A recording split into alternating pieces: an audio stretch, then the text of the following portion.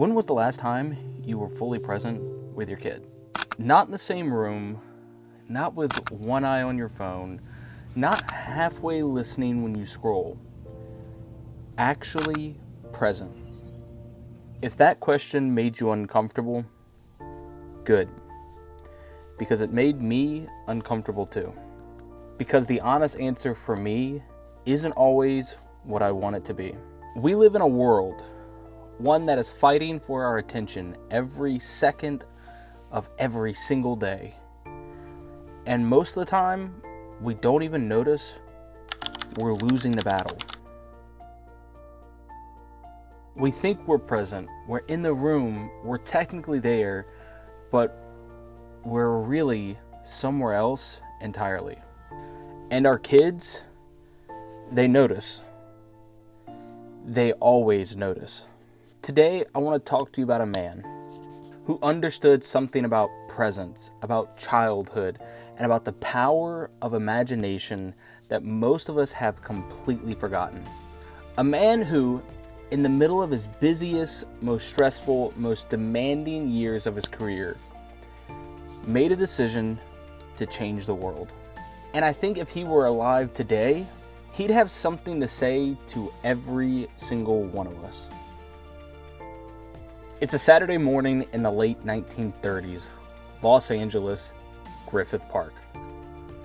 Walt Disney, the most successful animator in the world, the man behind Mickey Mouse, Snow White, Fantasia, is sitting on a park bench eating peanuts alone.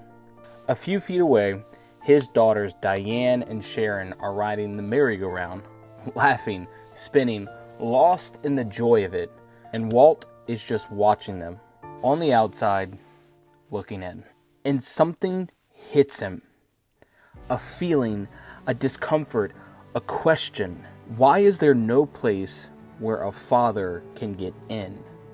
Where parents and children can experience the magic together? Why is it always kids on the rides, parents on the bench? Walt said it all started from a daddy with two little girls, wondering where he could take them and where he could have fun with them. That bench, that moment, that feeling of sitting on the outside of your children's joy, that's where Disneyland was born. Not from a business plan, not from a spreadsheet, not from market research, but from a dad who wanted to be present with his kids. The most visited theme park in the world was born because one father refused to sit on a bench. Now here's what I need to sit with you for just a second. Walt was one of the busiest people on the planet at the moment. He had a studio to run, films and productions, hundreds of employees depending on him, and every reason in the world to be distracted. But on Saturdays were Daddy's Day, non-negotiable, every week, rain or shine. Work could wait, his girls couldn't. And here's where it gets personal, because Walt's solution to that feeling wasn't just to build a park. It was to completely reimagine what it meant to be present with your family. And stay with me. When you hear how he thought about that, you're gonna look at your own life completely different. Walt Disney wasn't just an entertainer. He was a philosopher about childhood, imagination, and what it means to truly be alive. And the more I've studied what he actually said and believed, the more I realized he was talking directly to parents. Not just kids, parents. Walt said, "I do not primarily make films for children. I make them for the child in all of us, whether we be 6 or we're 60. Listen to that again. He wasn't just making movies for your kids, he was making them for you. He believed that adults needed imagination just as badly as children did, maybe even more. Walt said, "Why do we even have to grow up?" I know more adults who have the children's approach to life. They're people who don't give a hang what the Joneses do. They're not afraid to be delighted with simple pleasures. Walt thought that somewhere along the way, between the mortgage, the career, and the responsibilities, adults stopped dreaming. stopped playing, stopped being delighted by the simple things. And he saw that as a tragedy, not just for them, but for their families. Walt said every child is born with a vivid imagination. But just as a muscle grows flabby with disuse, so does the bright imagination of a child pales in later years if he ceases to exercise it. Yes, in that moment, he was talking about children losing their imagination, but honestly, it's almost all adults I know personally. Most of us stopped exercising that muscle a long time ago. Life got serious, responsibilities piled up, and somewhere along the way, we stopped dreaming out loud. Walt's entire life mission was to keep imagination alive, not just in children, but in their parents. Because he knew when parents stopped dreaming, their kids stopped dreaming too. He built Disneyland specifically so that parents and children could dream together in the same space at the same time, not parents watching kids dream together. Walt said we believed in our idea, a family park where parents and kids could have fun together. That word, together, meant everything to Walt. It was the whole point. Every single design decision at Disneyland was built around that one idea, keeping families in the story together. Now here's where I want to bring this right into your living room, because what Walt understood about imagination and presence in the 1950s is even more prevalent today. And the reason why is something I think about every single second as a dad. Walt Disney sat on a bench at Griffith Park and felt the pain of being on the outside of his children's story. And that feeling was so powerful, so uncomfortable, that it drove him to build Disneyland. But Walt's version of being on that bench was physical. He literally was sitting apart from his kids. He could see the difference. He could actually feel it. Our version, though, is completely invisible. We're not on the bench at the park. We're on the couch next to our kids. We're at the dinner table. We're in the car. We're at the park too. But we've got a screen in our hands, and our minds are somewhere else entirely.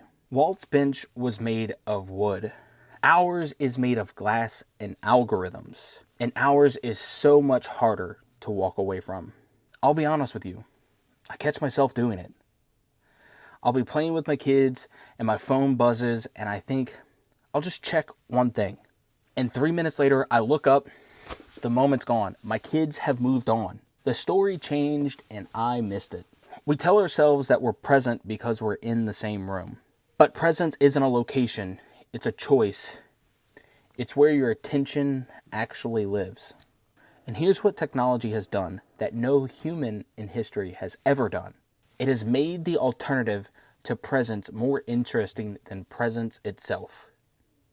Your phone is designed by some of the smartest engineers on the earth, specifically to be more engaging than the person sitting next to you. Your kid is competing with $1 billion attention machine for your focus. And most days, the machine is winning. Walt would recognize this immediately because he spent his entire career thinking about what captures human attention and why. He understood that the story you're inside always feels more real than the one you're watching from the outside. And right now, too many of us are watching our kids' childhood from the outside. Technically present, but somewhere else entirely. But here's where I want to flip this. Because this video isn't about guilt. It's about inspiration. And what Walt did next, that moment after the realization on the bench, is one of the most powerful lessons about intentional parenting that I have ever come across. So let's actually answer this question. What would Walt do? Not with Disneyland, not with Mickey Mouse, not with any of the $1 billion stuff. What would Walt do on a regular Tuesday night in a world full of screens?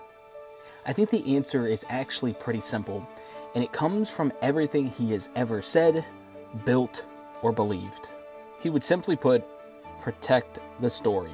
Walt was obsessive about protecting the story. Every decision at Disney World, the underground tunnels, the forced perspective of buildings, the scent pumped through the vents, was designed to make sure nothing broke the story you were living inside. He would do the same thing at home. He would make the story of family more compelling than the story on the screen. He turned dinner into an adventure. He'd make bedtime a production. He'd find ways to make his kids feel like they were the main characters in something special. Walt said it best, "That's what we storytellers do. We restore order with imagination. We instill hope again and again and again." That's not a job title. That's a parenting philosophy. Daddy's Day wasn't something Walt squeezed in when he had the time. It was protected. It was scheduled. It was non-negotiable. The studio could wait. His daughters couldn't. So what if you just made one day, even one afternoon, completely sacred? No phones, no work, no notification, just you, your kids, fully in the story together. You don't need Disneyland to create magic. You need presence. Walt knew that before he even built a single ride. Walt didn't just entertain his daughters, he included them in his dreaming. He told them stories, he asked them questions, he made them feel like their imagination mattered. And this is one of my favorite things that Walt has ever said. Laughter is timeless, imagination has no age, and dreams are forever. When was the last time that you sat down and asked your kids, what are you imagining? Not what they did at school, not what they want for their birthday, what they were actually imagining. What world were they building in their head? That conversation cost nothing. It requires nothing except your presence and your curiosity. And it's the most powerful thing that you could give a child. Walt didn't build Disneyland because he had the money or the resources or the support. He didn't have any of those things when the idea first hit him. He built it because he refused to accept that parents and children had to experience the world separately. So what's your bench? What's keeping you on the outside of your child's story? Is it your phone? Is it work stress? Is it your exhaustion? Your own sense that adult things are more real and important than plain pretend? Walt Disney didn't wait until he had the perfect circumstances to be present with his kids. He created the circumstances. That's the move. And here's the most powerful part of it all. The part that brings it all the way back where Walt started. Walt Disney died in 1966. He never got to see his ultimate dream of Disney World come to fruition. He never saw that Epcot got built, and he never got to see what his dreams truly became. But do you know what his daughter Sharon said about him? She said, "We weren't raised with the idea that this is a great man who is doing things that no one else has ever done. He was Daddy. He was the man that went to work every morning and came home every night. That's it. That's the whole thing. The man who changed entertainment, storytelling, and the childhood for literally billions of people. His greatest legacy to his own kids was simply that he showed up. He came home. He made Saturdays sacred. He got off of the bench." Walt Disney didn't just build a place for families to experience magic together. He lived that, first with his own kids on a park bench in Griffith Park. So here's my challenge to you, and I'm giving it to myself as well because I need it just as much as anybody else. This week, pick one moment. One meal, one bedtime, one Saturday morning. Put the phone in another room. Get fully into the story with your kids. Be the parent that Walt was trying to be when he sat on that bench. Because here's the one thing about that bench. Walt could have stayed there. He could have kept eating his peanuts, just watching his children from the outside. But he chose not to, and the world is all the greater for it. Your kids don't need Disneyland. They just need you in the story. So what would Walt do?